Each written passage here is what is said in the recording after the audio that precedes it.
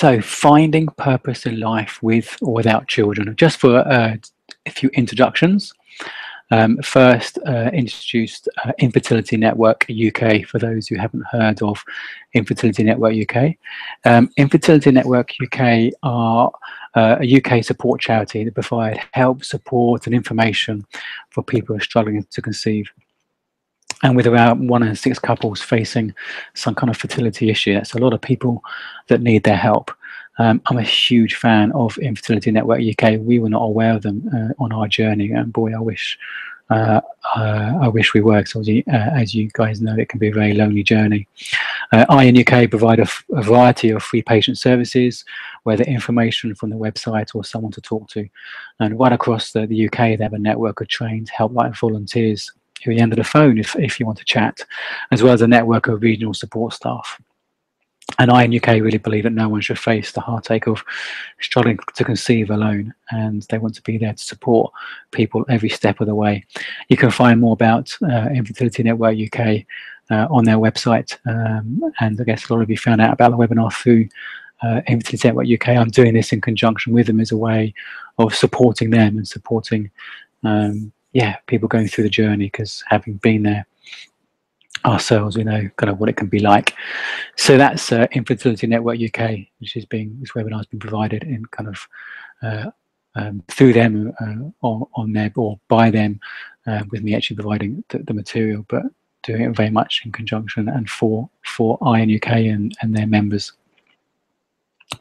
A little bit about myself for those people who don't know who I am. I'm Russell Davis, and there's a picture of me because sometimes it can be helpful to see a picture when you're just hearing a voice. So I'm Russell Davis. I'm a fertility coach and cognitive hypnotherapist. As I kind of hinted, my wife and I had personal experience of infertility, a 10-year journey of infertility, which I explain a little bit more detail through this evening. But that journey involved female fertility, my wife, and male fertility, myself. So we've kind of had it from almost every angle. We did go on to conceive naturally just before starting ICSI. We were told there's a 1 in a million chance of ever conceiving naturally. And I'll explain a bit more about some of our experiences and how it factors into this evening's topic.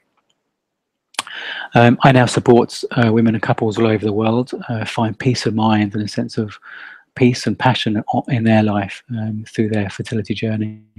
I also do some coaching outside of fertility, helping people, like as I say, find a life of passion and purpose, because I know what it's like to live a life that's not of passion and purpose.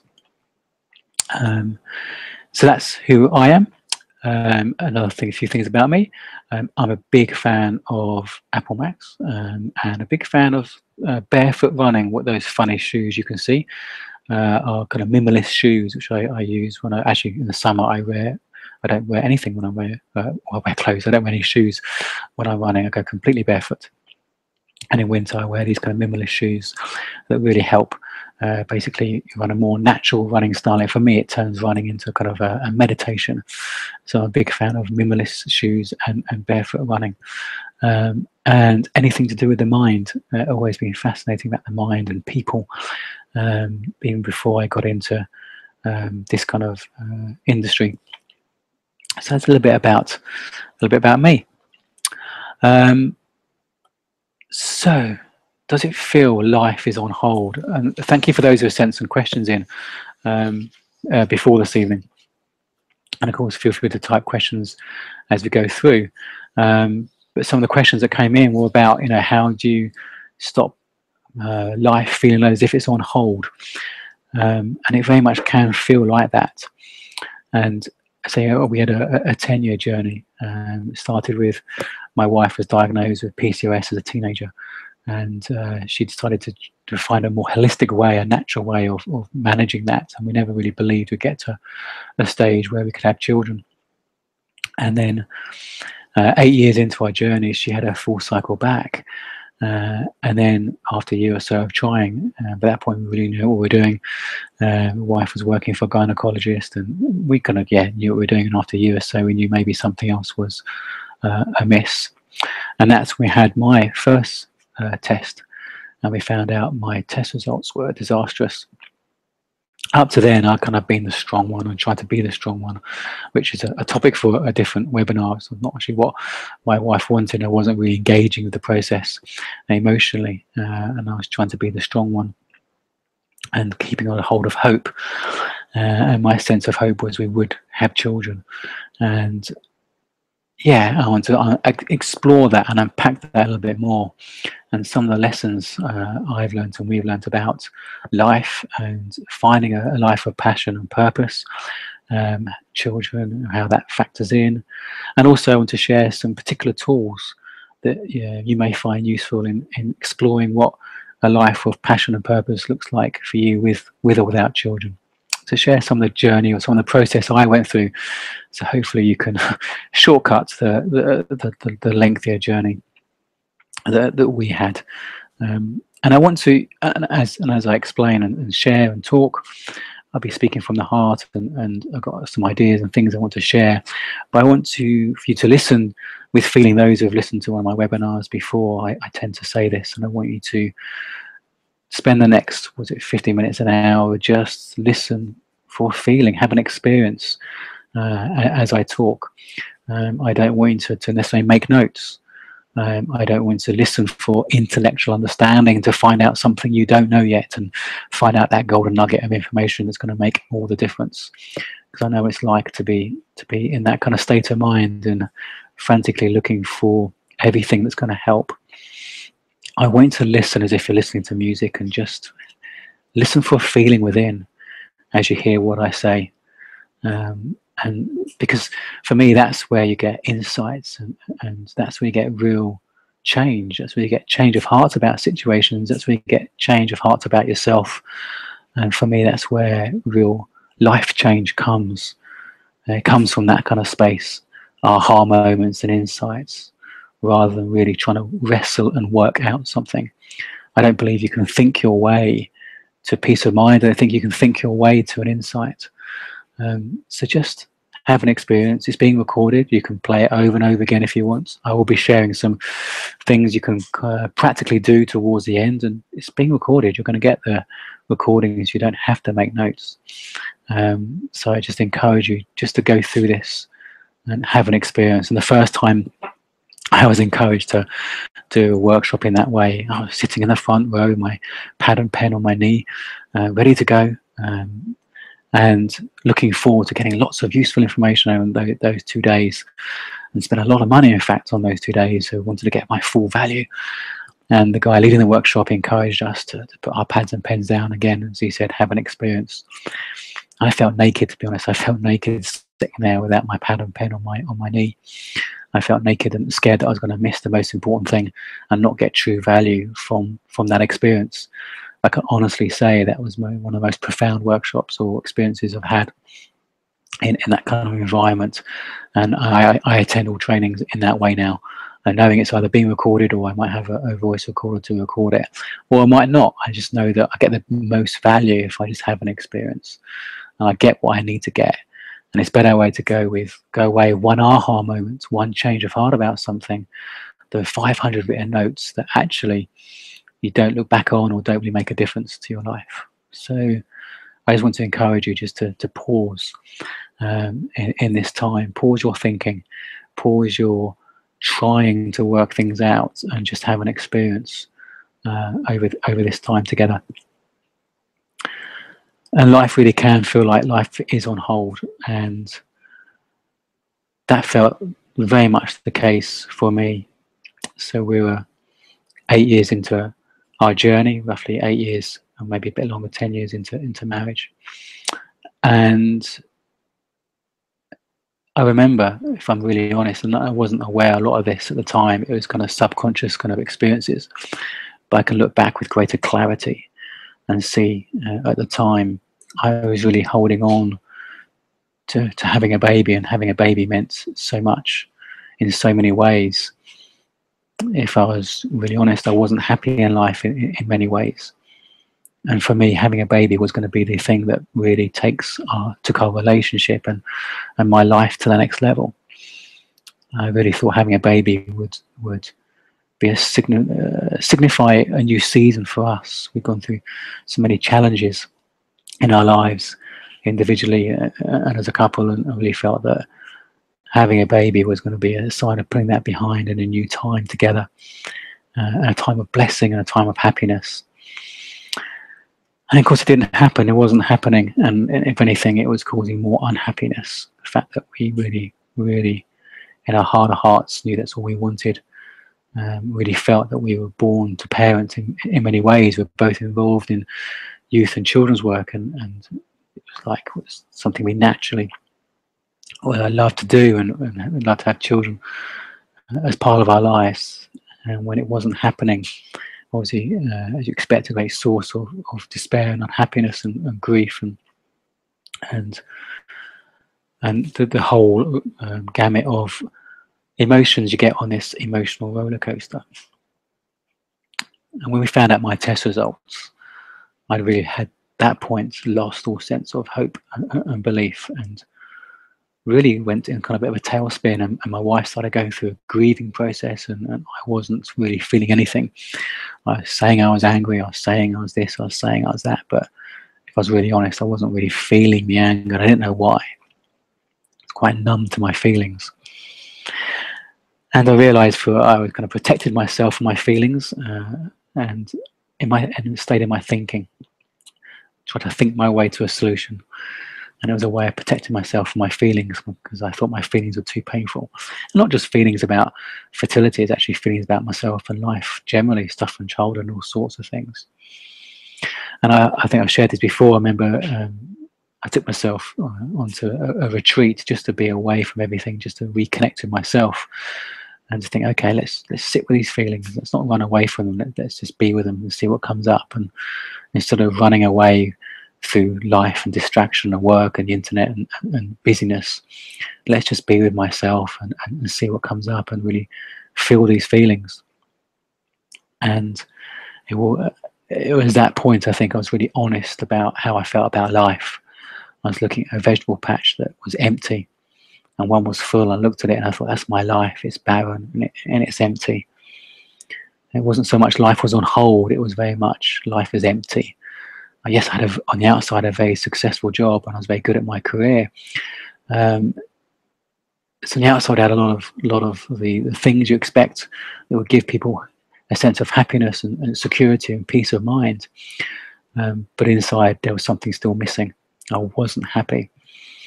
And the inside, life did feel like empty and barren, which is why, for me, having a baby was going to be a sign of things changing. And if I'm really honest, I thought getting married would do the same thing. I guess looking back, I thought getting married would be a ticket to happiness, as it were, shifting my level of happiness up. But then that's not a good way to go into a relationship, expecting it to deliver something for me, thinking I need something from it in a way. And I was doing the same with having a baby. So life can feel on hold when we really think we need something for life to move on, or we think we need something for us to live life. And I really felt that I needed something, whether it was actually getting married or having a baby, to be happy and live life. And it wasn't until that point I really took a long, hard look at myself and my life and was honest, so accepted where I was at, accepted the fact that I was actually unhappy, accepted I was in a job that on the outside should tick all the boxes, but I wasn't really happy in it. It didn't allow me to be me. And also, the bigger thing that helped me realize what was going on was, I felt lost in life. I felt dead to life almost. But I realized actually I had a lot of thoughts and beliefs about myself. And I generally believe the thoughts and beliefs we have about ourselves and life we bring to our fertility journey. We may not have been aware of them in the past. They may not have been so strong in the past, because fertility is such a emotional roller coaster, and it kind of shines a spotlight on these thoughts and these feelings, either exaggerate them or make them stronger, or perhaps highlight them for the first time. But I generally believe that most of them are there in our life, even in the past. And we bring those thought habits and those beliefs, which are just thoughts about ourselves and life, to our fertility journey. And I realized a bunch of thoughts and beliefs I had about myself and life as I sat there on this retreat. Things like, I didn't really believe I deserved good things.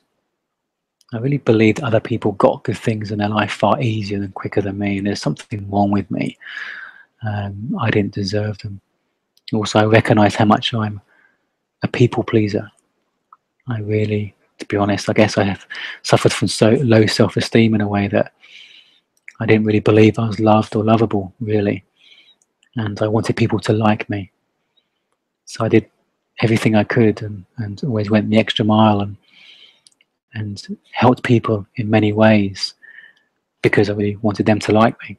And my thoughts, my beliefs, my hopes, my dreams were second on the list, as it were, bottom of the pile, because I thought it was more important to make other people or do things for other people so they like me. And I can track back and see where that's come from in my childhood, where I was living life to meet the expectations of my parents or even teachers, but to be honest, mainly kind of my mother, I guess.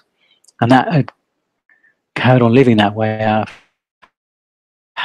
I'd worked really hard in life to have a sensible career and do the right things, and in my life always trying to do the right thing and be the good one and do the sensible thing, which is not about living a life of passion and purpose. It's about doing what you think is the right thing that other people think you should do, or what you think life should be, or expect life to be. It's like we think there's a bunch of rules to life, and if we play by those rules, we'll be okay and be happy. So yeah, sitting on this retreat and seeing in these gardens was a real kind of almost taking a step back and looking at life and through fresh perspective, and I guess an honest perspective, and really accepting where I was in that moment, and really accepting actually I've become a bit of a victim in life. I've been blaming life for our hardships, blaming life for not being happy, and not really taking responsibility for my life. And I think we can have this one or two mindsets in life, and I know looking back I very much had a victim kind of mentality, that it wasn't fair, that I wasn't happy, it wasn't fair other people got things easier and quicker and felt happier in life, and there was something wrong with me, and that's not fair. And when I look at that kind of victim kind of mindset, I can really kind of relate to it. And there's two sides of that coin. There's a victim mentality, or there's maybe a creator mentality. And the victim mentality do things like focus on their weaknesses. Victims focus on their weaknesses. Creators focus on how to improve things. I could always be aware of, wow, I was not good at things, or my weaknesses. Victims make excuses. Creators seek solutions. And I was very much justifying things and making excuses why things the way they were, the way I was, rather than seeking solutions to improve or change things, or seeking opportunities. Victims, I might sit in a bunch of. I remember once sitting in a queue of traffic, really getting frustrated that we're stuck in traffic. And a victim was he will blame the situation for their unhappiness, and a creator will say, okay, what can we make from this situation? I'm in a car with my family, we're stuck in traffic, but what can we do? We're here together as a family, there's no distractions. We could play a game, we could sing a song, we could do something that will connect us together, rather than just being in my head and complaining about how something should be different. And victims see problems as permanent. It's never going to change, or it's always going to be this way. Creators see problems as temporary, and what can we learn from this experience? And it's going to change. And I'm not saying in our fertility, it's not I'm saying it's our fault at all. And saying just the victim creator mentality in life, I could see how I was applying that to my life and to our fertility largely as well, but just to life generally. I was seeing myself as a victim, and when we do that, we feel powerless. When we do that, we think we're not empowered at all to change things, and that can be quite stressful when we feel uncomfortable, but also don't feel empowered to do anything about it, and that can make the situation worse. We feel more stressed and more tension within us, more trapped, or even more lost, and we go down into a kind of a negative spiral, which just becomes like a vicious circle, and that can affect our mind and our body negatively, and can almost, yeah, it can also affect our fertility. So I could really look back and see how I had this set of beliefs and thoughts about myself and the world that was actually creating my experience. I'm not saying it's creating our fertility. I'm sure, actually looking back, I know it's contributing to it significantly. It wasn't creating the job that was unhappy, but it's creating my experience of it. And it's creating my experience, or my perception of life being on hold, because I was waiting for someone to come and rescue me and change things. And I really began to realize, actually, at that moment, okay, we couldn't have children, but I could start to create a life of more passion and purpose. I could look at that empty vegetable patch, instead of seeing an emptiness and barrenness and an empty ground, I could see a blank canvas and say, okay, what can I begin to create from this space?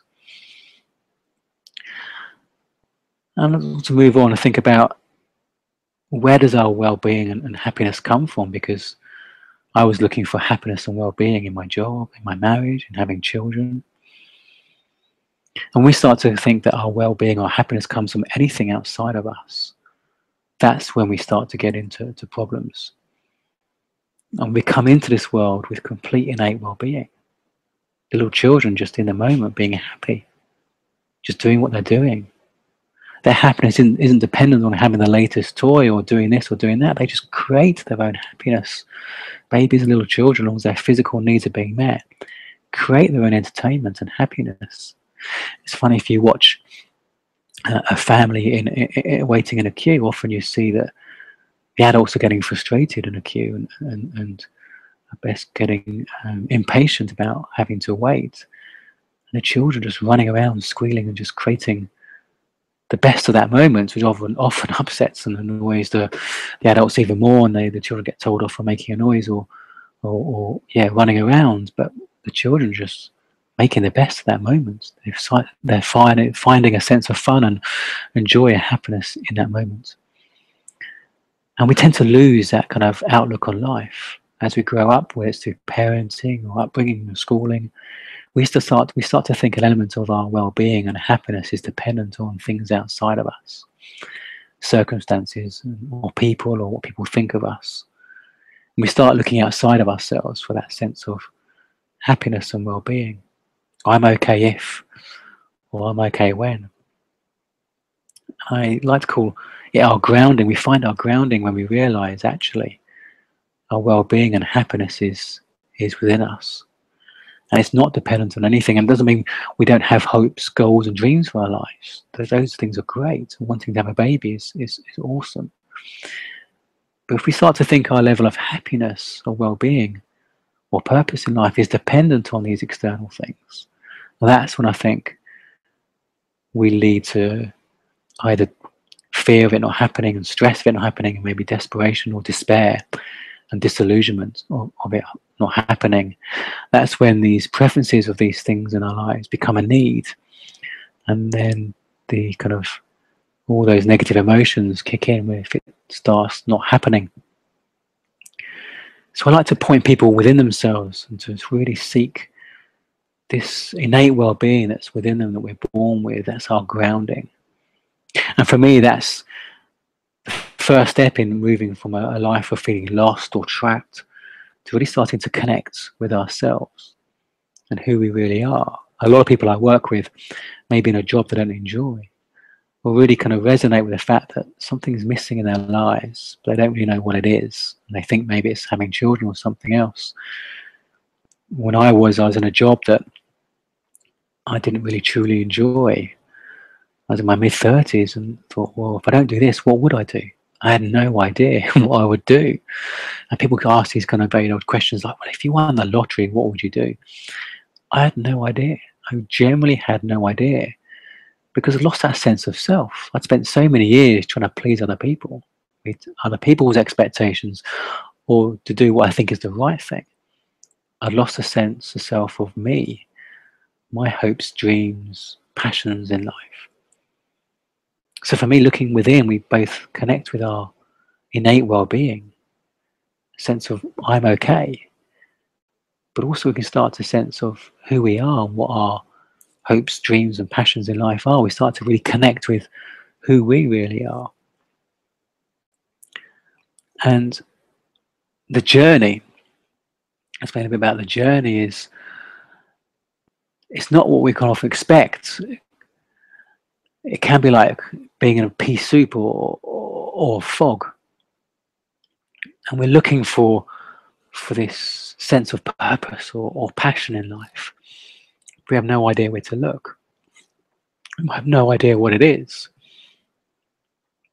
I did a lot of searching, thinking, well, if I find out about myself, find out what I like, and go through these exercises and do X, Y, and Z, I'll find out what I'm supposed to be doing. I spent years and years and years, decades in fact, praying to God, saying, God, tell me what to do in my life. I'd do anything. Tell me what you want me to do in my life.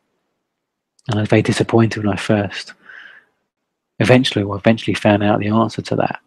When I learned to quiet my mind and really connect to myself and hear this connection to God, life, universe. And the answer that came back was just be yourself. You're a unique person with unique passions and gifts and talents, and I want you to be that person. I was really disappointed to get that answer because it sounded like hard work to find out who I was, and I wanted to, the writing in the sky. I wanted this clear, go and do this. So I thought it'd be easier to be told exactly what it is rather than trust in my sense of self. And for me, to understand the next sense of self, what it is, how we do that, it's like finding a life partner, finding a sense of purpose or passion in your life is like finding a life partner where you don't walk into a room and suddenly see someone and think, that's them, it's them, I'm going to marry them, they're my life partner. I'm not saying that can't happen, and that can happen, but for most people it's a case of just being open to seeing what's out there, being open to meeting your life partner, and maybe someone catches your eye, gets your attention in some way, or grabs your attention in some way, and you're interested in it, you're keen to find out more, explore more, talk to them. And the more you delve and more you explore, the more you like, you might go on a date. And slowly but surely you test whether this person could be someone you will want to spend more time with, that maybe they could be the one. And sometimes they're not, and that's okay, and you move on and you flirt with another idea. And that's for me, working through this pea soup. And it's not about going on this quest and you find this golden chest and you open it and there's a golden envelope and inside is written your life purpose. It's about exploring ideas, exploring who you are, flirting with ideas, and getting a sense what the next thing for you is. And what helped me on that kind of journey was I used this mantra of follow your bliss. That became my mantra for a while. And I'd left work, I'd resigned from this job. It really wasn't me. And I really realized for me, I'm not recommending this, but for me, I just knew I had to leave. I couldn't bear the thought of being there in 6 months' time. I just knew I had to leave to go on this kind of journey of really understand who I was. This is way before I learned any of this stuff and knew about coaching or anything else. And I was basically finding my own way. But I knew I had to make that commitment to myself for going on this journey. And my first step was using this mantra, just follow your bliss. And I really kind of just started doing things I enjoyed more. I thought I was no good at them. I remember looking back and I did more photography. I never thought I had a creative bone in my body, but I enjoyed photography, so I started doing more of it. I just started to explore what it means to be me, giving myself permission to do the things I enjoy rather than the things I think I should do. And really recognizing actually I can create my own sense of happiness, that I have greater power over how I feel than I think if I allow myself to listen to little voices within and not dismiss them. Beforehand, I thought, well, I couldn't do photography. I can't spend more time doing photography. I'm no good at it. How am I going to earn a living at? Blah, blah. All the thinking would kick in and give me all the reasons why I couldn't or shouldn't do that. And I just allowed myself to play, allow myself to explore my intuition, my instinct on things, and be more playful in life. That was my first step to really discovering more my sense of self and finding that next step in the pea soup. And interesting, I'm working with an investment banker at the moment, and who's very much not happy in his job and has no sense of his sense of self, and he can see why. He looked back, and from a very young age, he can distinctly remember the time he thought, right, I'm going to make lots of money. And he thought he needed to do that to have a sense of self or a sense of identity or value in life. And we let go of that and enabled him to be more open to just being, exploring his sense of what his bliss is. And he went through a period of just picking up litter in public places because it gave him great joy. For no other reason, it gave him great joy. And it was tapping into something deep within him about wanting to serve the community or do something of value to the community in some way. Was that going to be his next job? A big man? No. But it was the next step of really allowing himself to be himself. And it's allowing him to take the next step of now taking on another project just for the hell of it. And it's allowing him to be more himself at work. And I think we both know he's going to leave work at some point because it's just not him. But it's giving himself permission just to explore and start to be him. And realize he doesn't have to be this person he thinks he should be. He can allow himself just to be him and do those things that fill him with joy. So often our thinking that says, I'll be happy when or I'll be happy if, the outside-in approach to life prevents us from really accessing our sense of self, prevents us from really thinking our sense of happiness and purpose is dependent on external things. When actually, if we look within, that's where we find our grounding. That's where we find our sense of well-being and our sense of self. And I want to just encourage you just to begin to be playful with yourself. I'm not saying you don't want to have children. Yes, of course you do want to have children. But if you could find a sense of being yourself and following your bliss, even on your journey, what are the things you stopped doing over the years, even before maybe you started this journey, where careers and other things take over? A lot of my clients say that they used to draw, or do artistic things and creative things, and they've lost that side of themselves. Because the more we get into the fertility journey, the more life just seems to shut down as you put more and more energy, time and effort and resources into the journey. And I think that can often disconnect us from ourselves even more, which adds more internal stress and angst and pressure on the whole process, which can actually be counterintuitive. So I just want to encourage you to begin to explore yourself. What are the things you were doing as a child that you just lost a sense of time when you were doing them? When we get involved in life and careers and we forget that sense of playfulness and the sense of things we love to do. So I just want to encourage you just to start to explore some of those things, just for no reason, just for the hell of it. Play is doing something just for the hell of it. Our thinking wants to know why we're doing it, and it's logical, and it needs to know what benefit it's going to give, and etc., etc. What if you could be more playful and allow yourself to be more playful? And another thing that I've found really helpful on my journey to really finding my sense of life of passion and purpose, and really find, so I just reading the question, I was doing that, the questions come in and I'll take it now, actually, saying, Do you know couples who really wanted a child, who've not succeeded with their attempts to get pregnant and have gone to lead fulfilling lives? They're adopting or fostering or surrogate parenting. My answer to that generally is yes. And I can see it in my life where I found a more fulfilling life. I hadn't found my sense of what I found now. I really do find I found my kind of life of passion and purpose now. But I do know I was much happier and more content in knowing that I could lead a life of passion and purpose, even if we weren't going to have children. We both got to that place where we could live life to the full. We made big decisions like, right, we can set up everything and go traveling. We didn't give up the journey. We continued the journey. We still went to the appointments and decided we would continue with our treatment and go forward for ICSI. But we had a whole different shift in mindset, that we had a sense of, whatever happens, we're going to be okay.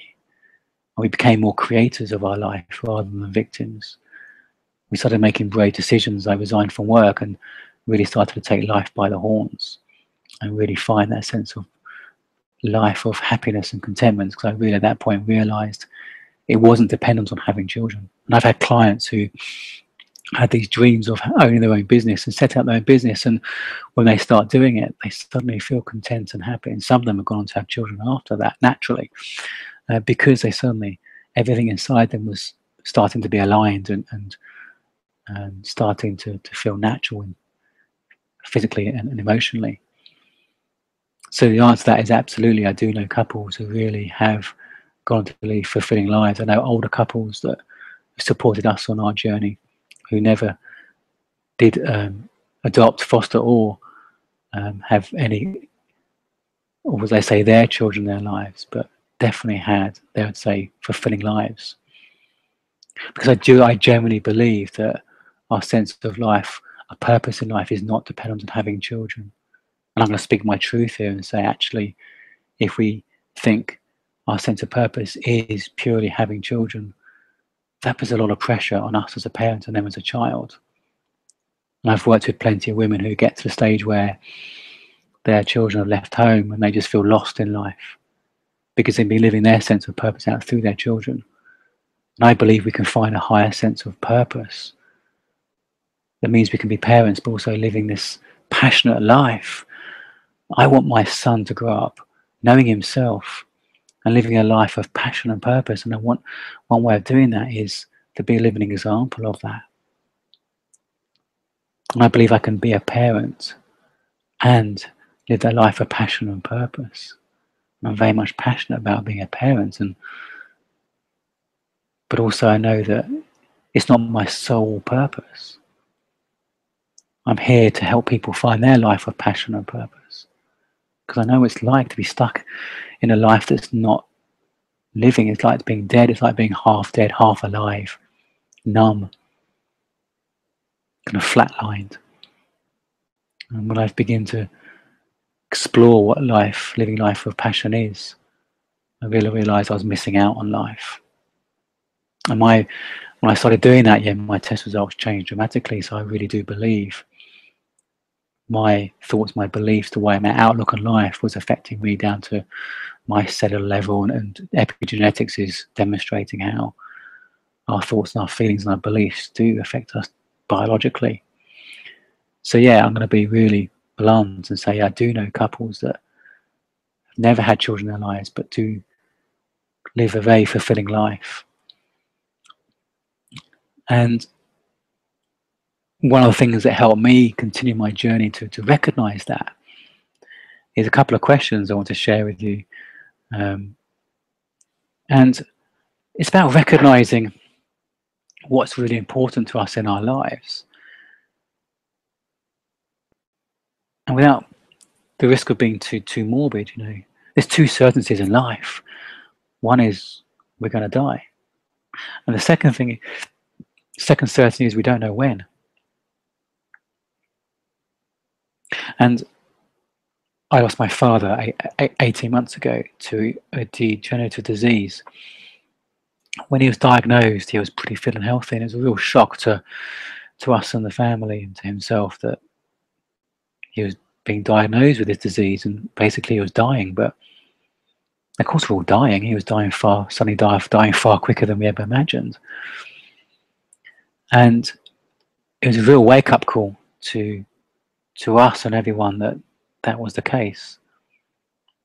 We tend to forget often we are dying. We tend to forget that we never know when we're going to leave this planet. My wife had an accident about 18 months ago, and she broke her back, and that could quite easily be a life-changing experience, or even a fatality. And thankfully it wasn't. But again, it's a wake-up call to what's important to in life, what's important to us in life, how are we living our life. And it's interesting, there was a nurse, an Australian nurse, she works with the terminally ill, and she wrote down what she sees as the biggest 5 regrets that people have in life. And when we look at those, people say, yeah, we connect with that, but then we forget them when we get back into everyday life. It's things like the 5 regrets of, I wish I had the courage to live life true to myself and not the life others expected of me.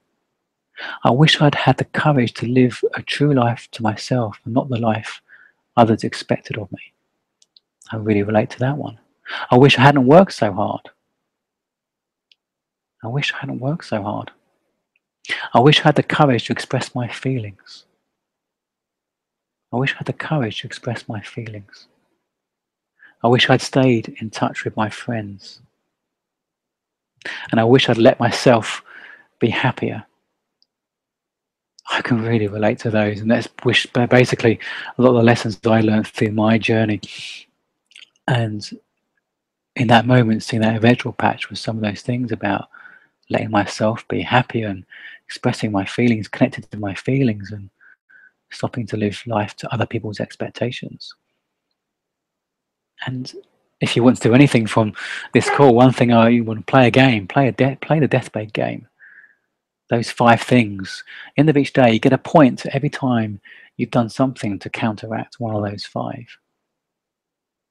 Any time in the day you've made a decision to work less, or connect with a friend, or allow yourself to be happy, give yourself a point. And play that game and see how you can begin to live life to the full in each moment. It's not dependent on anything. It's a decision in that moment to recognize what's important to you in that moment. And that's what happens when we get caught into our thinking, and our thinking that says our happiness and well-being is dependent on these external things. I'm happy if, or I'll be happy when. That's all future stuff. We disconnect from the present moment. Life is just the present moment. That's the only moment that exists. And so often we spend life living in the future or in the past. But life is only in the present moment. So the fact we're dying can be a reminder sometimes. When I'm working from home, there's a graveyard near us, and sometimes I like to have lunch sitting in that graveyard, which can be quite morbid, but it just helps me recognize the important things in life that we often forget. Some of the important questions in life. What kind of person do I want to show the world each day? What kind of person do I want to show the world each day? Am I living life to other people's expectations, or really being free to be me? How do I want to use the rest of my life? What's important to me? What should be my ultimate legacy? How do I want to live the rest of my life? What do I want to leave behind here? Or how do I, what do I want to, what's going to be my contribution to life?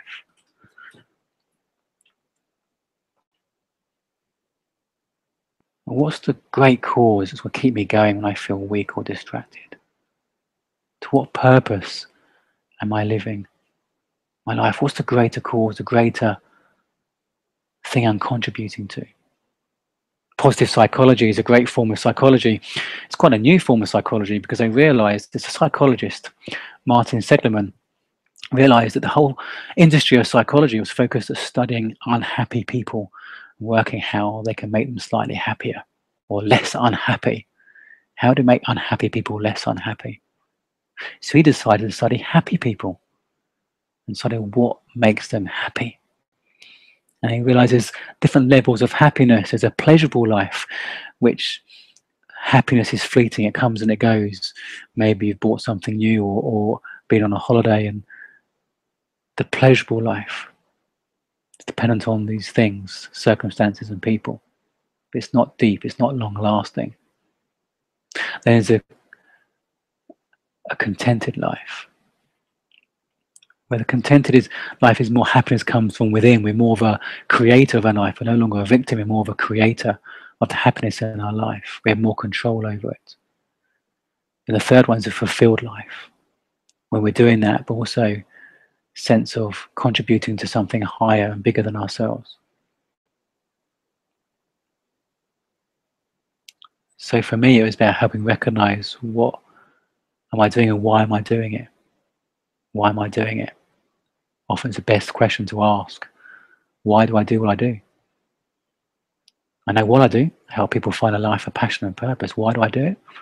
Because I've been there, I know what it's like not to. And that really stirs me to help people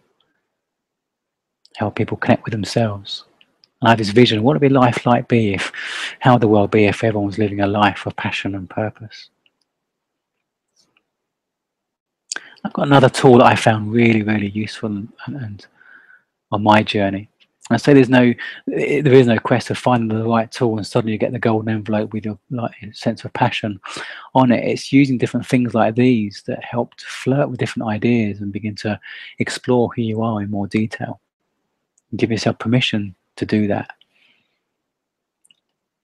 This is quite a simple, but I think quite effective tool that I found to help to accept and acknowledge kind of who I am, because sometimes we're quite British. I have a lot of clients who can't articulate some of the things they're good at and what value they bring to the world, because we're quite British at it. We don't want to be seen to blow our own trumpet, and we're worried that someone might contradict what we say. I just want to encourage you maybe to play with this little tool. The first is thinking about what makes us angry in the world.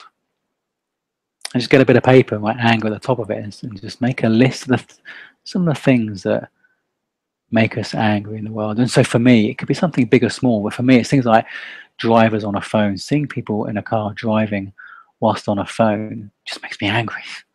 Makes my blood boil. At the time when I first did this exercise, I couldn't really understand why, but it was something that really stood out as pressing a button within me. Seeing children being misunderstood, and maybe either sometimes getting into trouble as a result of that, the care or the parent not really understanding what they're doing and misreading it as being naughty or whatever, or just not being misunderstood in other ways, and seeing how that disconnects the child from themselves and the people around them and life generally. And basically the mistreatment of the planet. I used to run a little website about little tips to life to help us reduce our footprints to the planet. It's a mistreatment of people and the planet. When we make a list of things that make us angry, you might start to spot a theme. And for me, my theme was injustice. Injustice to people and injustice to the planet. I think it's unjust that some people think they can drive and be quite dangerous or not being paying full attention, and the risk of someone getting hurt as a result of that. They think that's okay. I think there's an injustice to that. So for me, when I did this exercise, there's a theme, the word that came on reflection of my list, and there are probably other things when I first did it, other things on my list, but the theme was injustice. Next thing, do the same thing, but think about passion. What are you passionate about? What things were you doing when your mum called you for tea for the second time or third time? It's quite easy to get disconnected from our passions when we become grown-ups with jobs and mortgages. But just want to spend a moment reconnecting to your passions. I encourage you to do this exercise when you've got more time after this call. But yeah, begin to sense, what are you passionate about? So for me, it's things like helping people thrive. I could see that even at work when I wasn't in the kind of people industry where I had teams, and I wanted to see people thrive and see themselves happy they're making a contribution in whatever they're doing. Sense of community, I'm passionate about community. Wherever we've lived, we can help create a sense of community, whether it's doing street parties or whatever. Passionate about community. Innovation, I love innovation. Whether it's technology or innovative solutions and creative ideas, I love innovation. I went through my list, and again, there are probably other things when I first did this exercise, but a word that came together was a sense of people. I was passionate about people. And the third category to think about is talents, and this is where we can be very British about this. So those British people on the call, there might be other people in other places in the world, but us British can be very British about, oh, we can't blow our own trumpets, and it's rude to blow our trumpets, and it's not polite. It's just not British. But I want you to get in touch with what do you think you're good at, and blow your own trumpet for a while. What are your talents? What are you good at? Make a list. And sometimes it'd be helpful to maybe ask a friend, what do they think your talents are? Some of the things that came to mind when I did my list was communication, caring for people, caring for planet, listening, and a theme of problem solving, creative solutions, problem solving, creative thinking. And the theme that came from me, and I guess I had help with this, was leadership. A lot of characteristics of leadership, of communicating, caring, listening, problem solving. Leadership doesn't necessarily involve being an upfront leader leading a team. It can do. You could be a leader working on your own, thought leader. So the theme for my talent was kind of leadership. Now the thing is, we've got these three areas: passion, anger, and talent. When we put those together, when we have all those three overlap, when all three are present in our life, that's when we have a sense of purpose. When we do something about what makes us angry, using our talents whilst doing something we're passionate about, that feels effortless. That feels like just being us. We get paid for being us if we find a way of being paid for doing something about what makes us angry, using our talents while doing something we're passionate about. So if you to phrase it as my purpose is to use my talent and passion to suitable verb to do something about what makes me angry. So you put those three words together in that kind of sentence. It's very clunky, but bear with me, play with it. So for me, my purpose is to use my leadership and love of people to suitable verb do something about injustice to people. And it does feel clunky when you say it like that, but it resonated with me. There are things about that really resonated with me when I first heard it. When I explored it, what kind of people? Is it adults? Is it children? What kind of injustice? And for me, it's about people not reaching their full potential. I can see that misunderstanding with children sometimes. I can see how it shuts them down to their full potential. So this process can be clunky at first, but it can begin to point you in the right direction, which you begin to play with more. And you seek the next breadcrumb, and the next breadcrumb as you explore it more. So my banker client is beginning to explore what it means for him about community, serving, making a difference to community, using his leadership talents. And he can see actually about picking the litter up why he loves it, because it connects with his talent, his passion, and his anger. And the more you do that, the more you refine it, the more it becomes clearer, breadcrumb by breadcrumb, step by step. So there's some things there to think about and contemplate to help to point you back within yourself, to help you realize there's things about you that maybe you have forgotten about or just let slip as life takes over, as we operate life through our thinking. doing the sensible things or the important things, because like thinking tells us that's what we need to do. And I want to encourage you to point yourself within yourself and ask maybe some of the difficult questions or scary questions, but being really truthful with yourself. What secret dreams have you got? What are you putting on the back burner? And I think it's when we start to find those things, explore those things, we can really truly find a life of passion and purpose, even while we continue our journey to parenthood. And I have plenty of clients who realize they've been putting their life so much on hold.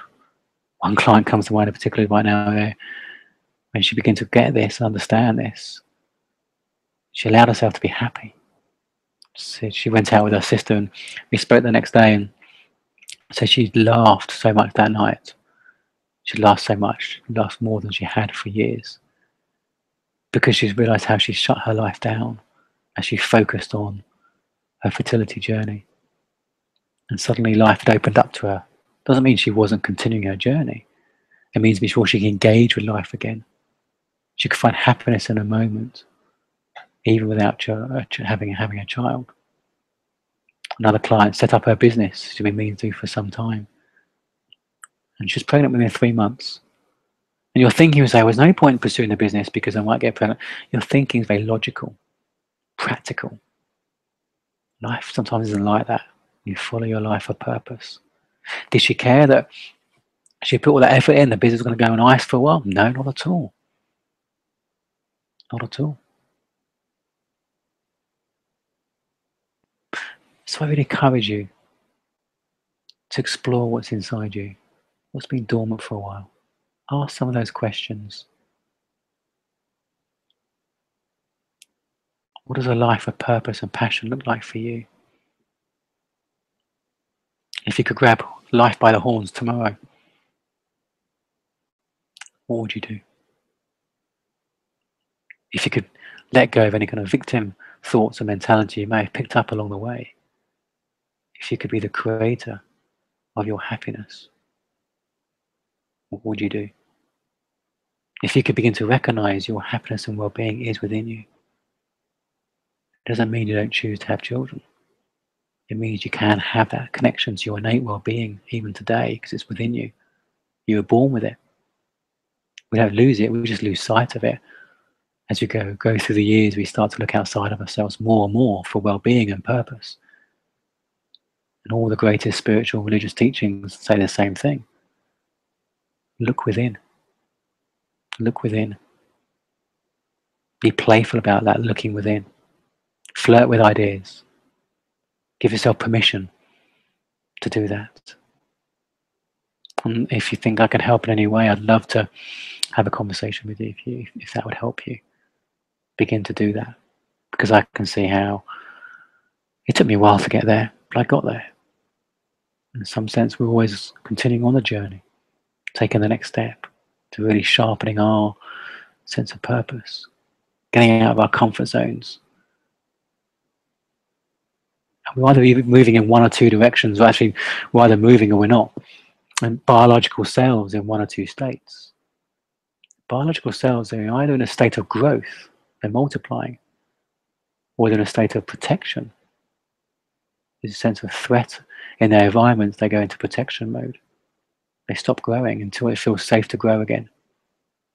And giving away a bunch of biological cells, we're the same. And growth can feel scary, because growth can sometimes mean coming out of our comfort zone. It felt scary to resign from a job that felt very safe, with a sensible pension. But it felt like growth. It felt like something I just needed to do, and I had to trust my instinct, to trust that calling within, that still soft flute of intuition that knew it would lead me to a happier life. Protection. Protection is fueled by fear. It holds us back.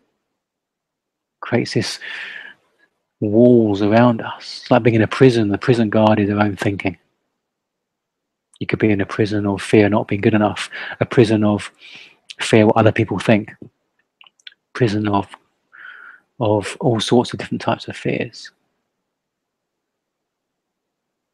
So either growth or protection.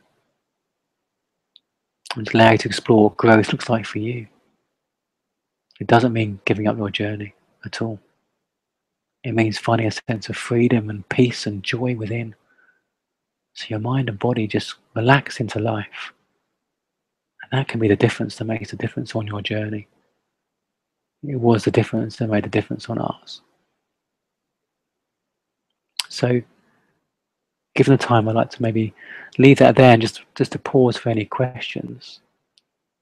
And I know there's a lot of stuff in there and you may want to listen through this again, and it can pose a lot of other questions. So please feel free to get in touch. I'll give you my contact details in a minute. And we can continue the conversation. But I'm hoping this has maybe sparked enough to start contemplating things, maybe thinking things in a different way and allowing yourself, giving yourself permission to start living a life of passion and purpose even today. It doesn't mean having children is less important. It means it allows you to be the you really are. It allows you to be the parent you really want to be. And live the life you really want. So thank you for participating. Thank you for listening. And if you have any questions, please do type away now. And I shall pause for a moment to allow us to come through, because there can be a little delay in them coming through. So yeah, I shall just pause while see if anyone is asking any questions.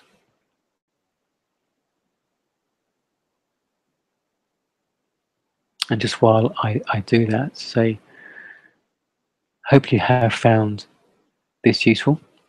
I do encourage you, if you have enjoyed the webinar and any other webinars, if you'd like to make a donation to the charity, Infertility Network UK, please do. And if you're in the UK, you can text maybe 22 to text the number 770, followed by the amount you'd like to donate. I shall show you those details here. Yeah, text to 770. Text the word maybe 22, and then the figure you want to donate. It'd be wonderful. Infertility Network UK doesn't receive any secure funding. It's all donations. So please do contemplate that if you found this useful, or any other webinars useful. And then my website's on there as well, the Fertile Mind on there. So please do feel free to get in contact if you want to follow up any of these kind of themes, or anything stirred you from today. I welcome any direct contact. There's a contact form on my website, and please do get in contact. So I have a purpose in life, and that's to help people live a life of passion and purpose. And I really do want to serve the community we've been part of for so long on our journey. So I hope you found it useful. Let me know either way. I'd love to hear what you thought, your comments, and we can continue the conversation. And thank you for listening, and enjoy the rest of your evening or day wherever you are around the world, and look forward to connecting soon. Okay, take care.